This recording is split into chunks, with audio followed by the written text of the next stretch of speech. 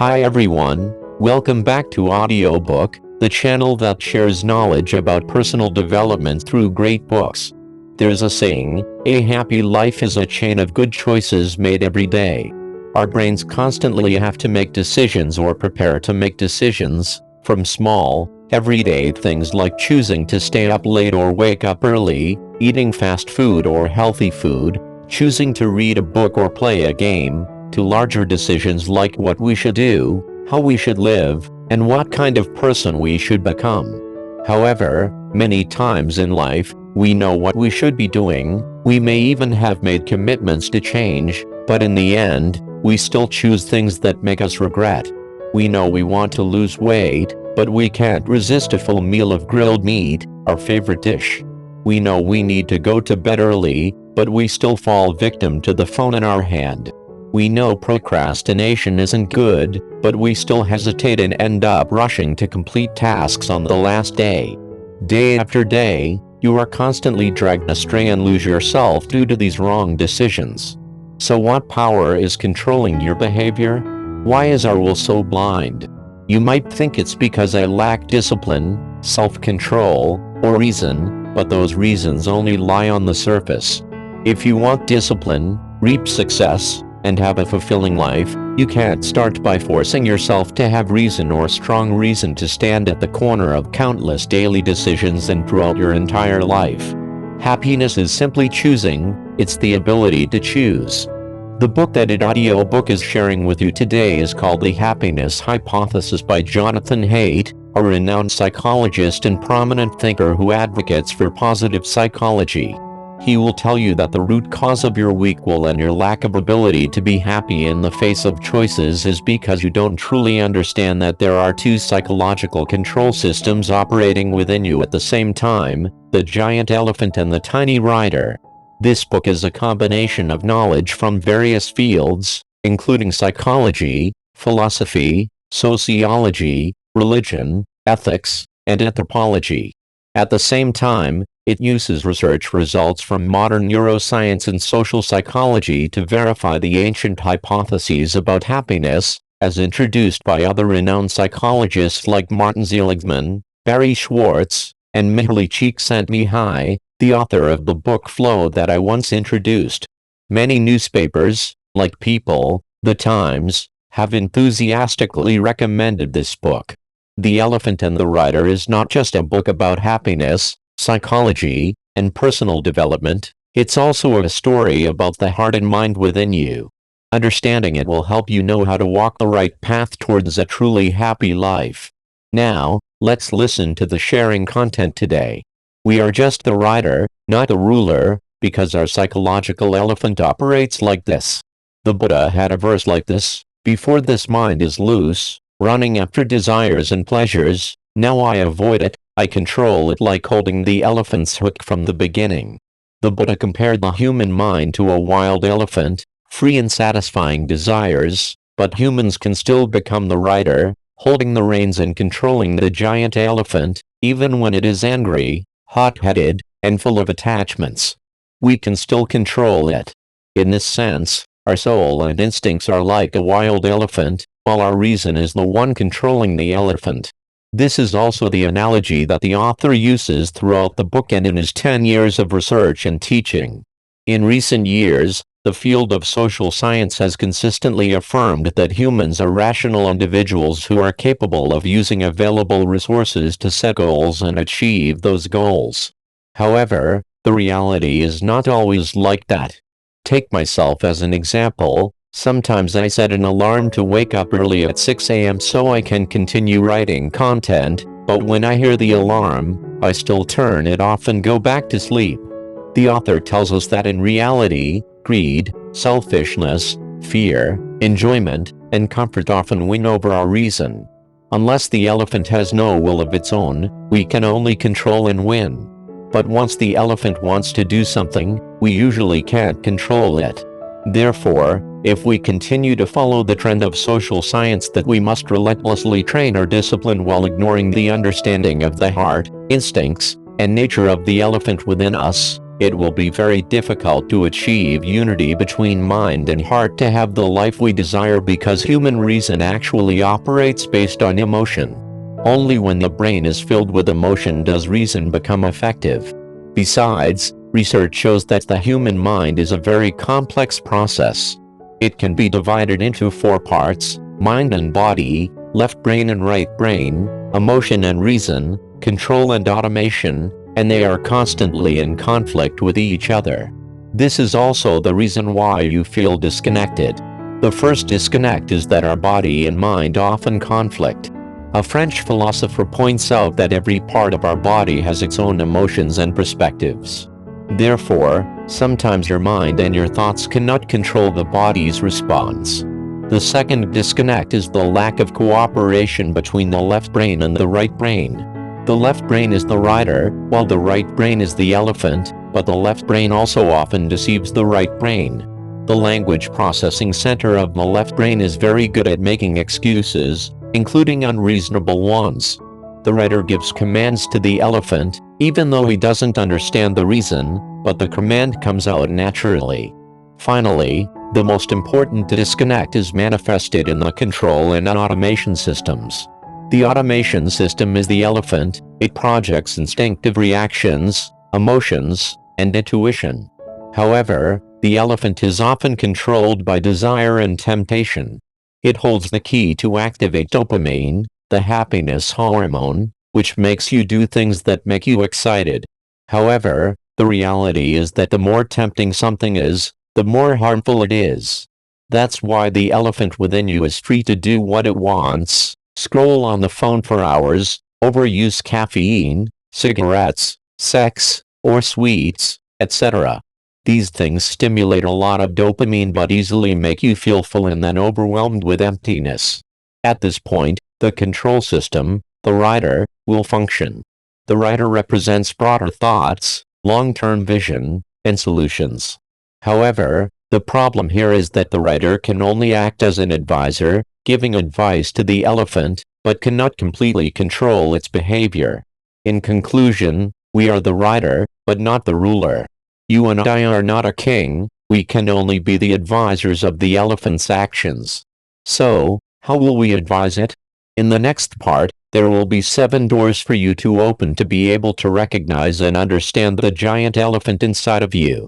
From there, it will help you know how to harmonize with the elephant and become the one who controls the elephant to walk the path of true happiness. Understanding and harmonizing with the elephant inside of you. The first door, the elephant acts based on a liking scale. There was an experiment where a monkey was trying to eat a fruit it had never tasted before. If the fruit was sweet, the monkey would be happy and eat a large bite, and its liking scale would show "I like it." Conversely, if the fruit was bitter, it would feel unhappy and never bite it again. The elephant within us always has a liking scale, and most actions are decided based on that scale. In psychology, it's called the emotional activation effect. When the elephant sees words like hope, play, entertainment, it will read very quickly and feel happy. But when the elephant sees words like death, loss, boredom, it will immediately have negative reactions. At this point, the rider might say this is unusual, everyone has things they like and don't like. That's true, but let's think a little deeper with questions like, what kind of job do you like?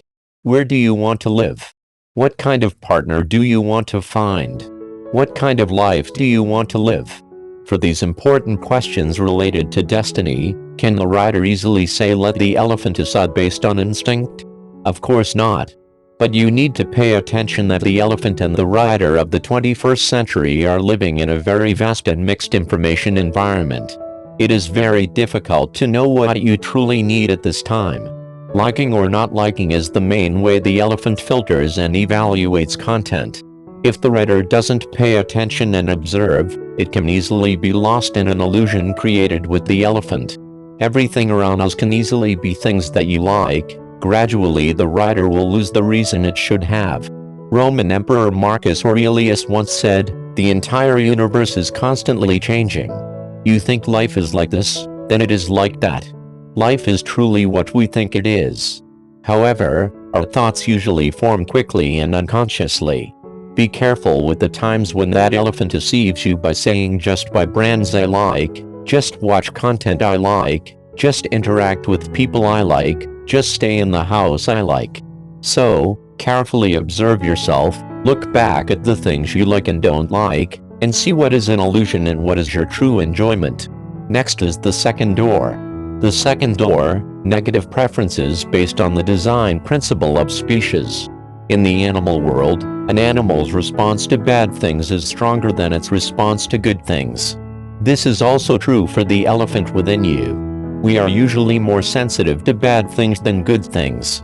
Humans will pay more attention to negative information and events and respond to them faster, stronger, and longer than positive things. For example, when hearing good news, the elephant might only react for a moment, but when hearing bad news, the elephant will have lasting fear and cannot be calm for a while. Negative preferences are extremely dangerous, because when the elephant focuses too much on negative information, it creates a negative reaction. If you don't receive comfort or encouragement and stability, you will become unusually miserable, like the saying by Benjamin Franklin, "We feel a small amount of pain, but we feel nothing when we are healthy." Next, let's open the third door. The third door, self-righteousness. Here, the elephant says, "What I see is right, others should feel the same way I do." The writer replies, "That's correct, I can only believe what I see." The elephant continues, "I like reading about scandals in the entertainment industry." The writer agrees and says, "Sometimes, reading rumors is not bad." The elephant insists, "I can judge others and myself objectively." The writer answers, "Of course, as long as I want to do it." Don't you feel something is wrong when you hear this dialogue? This is actually a sign of self-righteousness of both the elephant and the writer. There are many types of self-righteousness. For example, everyone likes to read rumors because they allow them to easily judge others based on their own values and feel that their own morals are superior. This is moral superiority thinking, or a naive, strong realist who believes that the world I see and feel is the most real, and others should agree with this view. People like this think they are not biased, but they don't realize that their personal perspective itself is a type of self-serving prejudice or unconscious narcissism. They easily see small faults in others, but the opposite is true for themselves. You don't look for the cause within yourself, you ignore your own flaws. As the Gospel of Matthew says, we can see the speck in our neighbor's eye, but we ignore the log in our own. Psychologist David Dunning conducted an experiment showing that people always overrate their good deeds, while they are very objective in evaluating the behavior of others. When evaluating others, we will base it on reality, but when evaluating ourselves, we do the opposite. We usually unconsciously associate ourselves with beautiful advantages, then look for advantages for ourselves, and then think, "I'm really good." Then, we fall into a state of self-satisfaction and self-love. The same thing happens when we make mistakes. We will try our best to become lawyers, finding the strongest justifications for ourselves. And you need to know that these instinctive mentalities can get you in trouble when cooperating with others, because you will always think that you are better than others and feel that you are more deserving.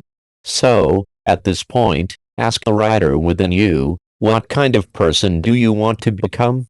Both the elephant and the writer need to re-examine themselves. Based on 3 principles. First, everyone is equal. Second, the world is built from my understanding. But that doesn't necessarily mean it's true. And third, we need to open ourselves up to understand ourselves. Next, at the important 4th door, we will see the elephant has a natural instinctive reaction that always comes out naturally, which is, you scratch my back, I'll scratch yours. When someone is good to us and brings us benefit, we want to reciprocate, repay them, and bring them benefit. But, on the other hand, the very nature of this instinct leads to cruelty, an eye for an eye, a tooth for a tooth, blood for blood, etc. In the heart of every elephant, we have a strong moral feeling called justice and fairness. Therefore, when watching movies, we always hope that the evil ones will be punished, and the good ones will be blessed. From a psychological perspective, you scratch my back, I'll scratch yours comes from our inherent nature of liking to imitate. When we are close to someone we like, we unconsciously do things like the way they talk, walk, and even our thoughts. We like people who imitate us and treat them better because imitating is a way to show that we are in the same group. This herd instinct is deeply ingrained in our genes. When we understand this you scratch my back, I'll scratch yours instinct in the elephant, we need to see ourselves more clearly in relationships, not let hatred or bias lead to wrong actions. We can also use the you scratch my back, I'll scratch yours instinct as a balance scale in relationships with friends and lovers. Keep in mind that this scale always needs to be balanced and have standards. Giving too much or too little from the beginning can be a factor that destroys a relationship. Giving gifts to each other in the right way, helping each other sincerely can greatly enhance the relationship.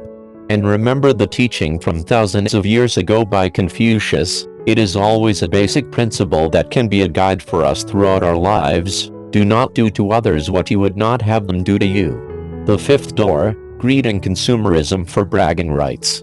You will clearly see greed always exists in your elephant. Let's go back to the elephant's liking scale for different things. It always marks like, feeling good, or dislike, in monetary terms. Then, it reports this result to the rider. The rider is very happy to find something that the elephant likes to satisfy itself. This process repeats every day to the point that the rider forms a specific tendency: the elephant wants something, the rider will provide it. When the rider cannot satisfy the elephant, it starts to get angry because it cannot satisfy itself. So Grace once said, "It's strange in this world that there are too many things I don't need." The obsession with material things often makes the rider become a prisoner of them. We need to know that liking or disliking is sometimes not important. What you really need to pay attention to is, do I need it or not? From the greed within the elephant, both the rider and the elephant begin to consume for bragging rights, which means consuming products just so others can see and use it as a symbol of personal status and fame. The value of the item is not from the objective asset value but from the evaluation of those around it. If the rider grows up in a comparative environment where everyone praises wealth and intelligence, and disdains poverty and low education, it will be difficult for the rider to avoid being influenced by this environment and always wants to become more noble and superior in everything. The elephant also gets used to consuming for bragging rights, just to increase its own fame. But, the irony is that trying to appear and actually becoming it are two completely different concepts. Consuming for bragging rights only makes the rider appear to be living for appearances, not actually becoming it. And the act of making yourself a slave to consumption, I have a very detailed analysis video of the books Rich Dad Poor Dad and Psychology of Money, you can watch it and learn more there. In short, when we understand this mentality of the elephant and rider, we don't have to avoid consuming, but we need to pay attention to the purpose of spending money. We should consume without bragging, meaning consuming things based on the value of the product, not to show off personal status or put on a show for ourselves. Next, we will move to the sixth door to see excessive self-esteem. The sixth door, excessive self-esteem. Every elephant easily gets self-conscious and protects its self-esteem. The elephant won't care if it hurts others or not. At this point, the elephant urges the rider to express emotions in its own way. Conversely, weak self-esteem leads to a lack of confidence, and the elephant often finds faults in itself and criticizes itself. When facing difficulties, the first reaction is not to overcome it but to retreat or stand still. The book suggests ways to enhance a reasonable sense of self-esteem, such as learning a skill that you are capable of doing and that makes you feel more proud. Finally, the seventh door for reflection. The seventh door, the paradox of choice. As we mentioned at the beginning, happiness is choice, but choice always has its paradox. Having too many choices often makes us less happy. Many people still think, I have to earn a lot of money, gain a lot of power so I can have more choices, take control. People always overrate the act of taking a lot of choices for themselves. They have to try to enter this industry so they can have many job choices after graduation, or you need to work at a good company to have the opportunity to find a good partner in the future. We've heard this kind of advice a lot. You need to know that happiness is a choice, and it's also a kind of ability. Ability, here, is the ability to choose right and reasonably. Having a lot of choices isn't always a good thing. People who are hesitant will always be hesitant, and people who try to weigh the benefits will find it difficult to weigh all the benefits. The most important thing on the path that the elephant is walking is not to help it face how many forks in the road, how many choices it can have, but to ensure that the elephant can move forward. The most important thing is not to focus on what you can choose, but to act to choose. We have gone through 7 doors to understand more about the elephant within you. In the final part, let's explore together how to become a writer. How to avoid being blindly driven by instinct but still be able to walk the right path, starting from the heart to reach happiness. I have summarized 2 important steps from the book. The first step, cooperate with the elephant. As we have analyzed above, the most important thing is that we need to realize the relationship between the elephant and the rider. We have to acknowledge that no one is perfect. Both the elephant and the rider have weaknesses to some degree. Accept these weaknesses as part of your complete self. This means accepting yourself, looking squarely at the real you. The author also says that we are a combination of the rider and the elephant. Trying to control the elephant with willpower alone is not enough, but you need to find ways to cooperate with it because our health and mental well-being depend on this very cooperation. When facing your weak will, we can also learn from the Buddha by avoiding sources of temptation that create discomfort, or not looking, not listening, not thinking about things that activate dopamine from the elephant's liking scale. The Buddha found a way to overcome the weakness in front of human desires by looking intently at rotting corpses.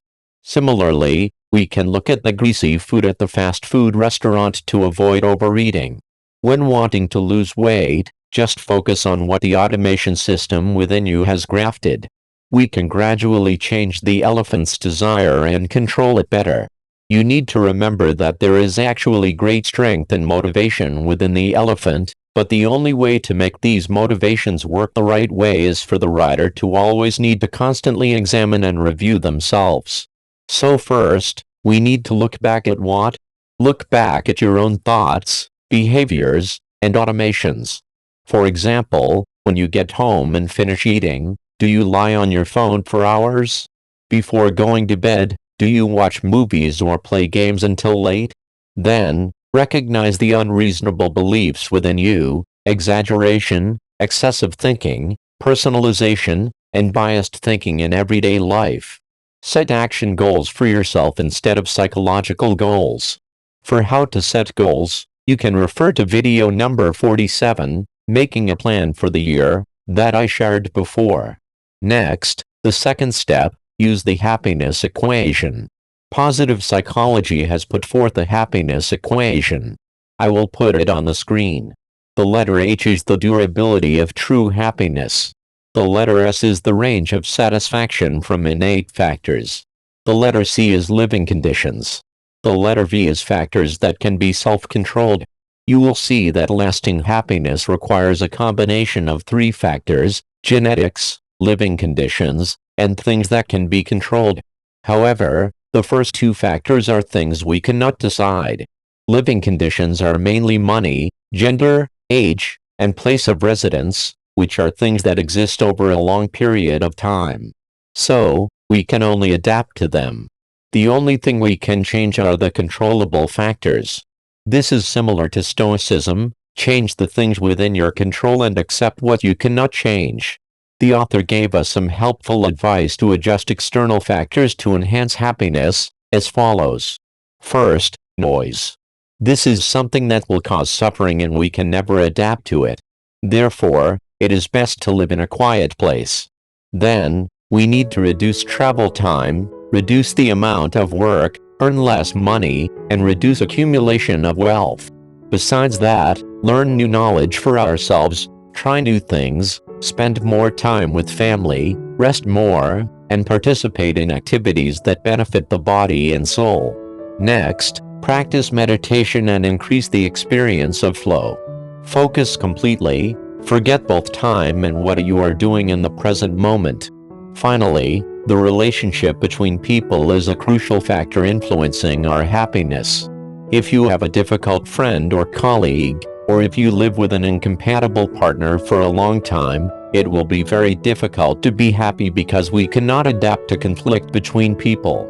So, take care of your relationships, learn how to nurture love, family affection, and friendship to make your life richer than just closing yourself off in a shell of hurt.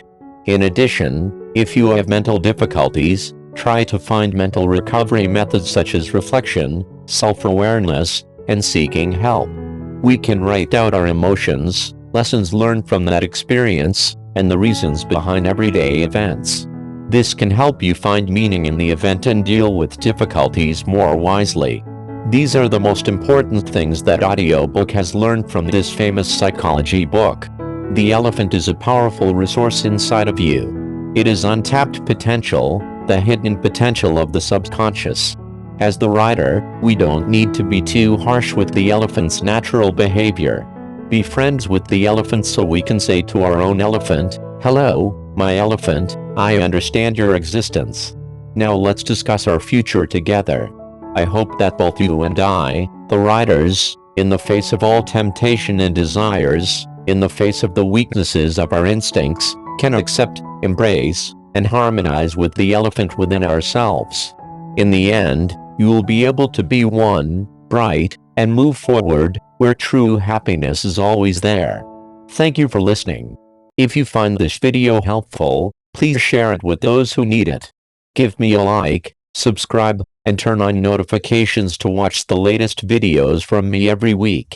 Once again, thank you and see you in the next videos.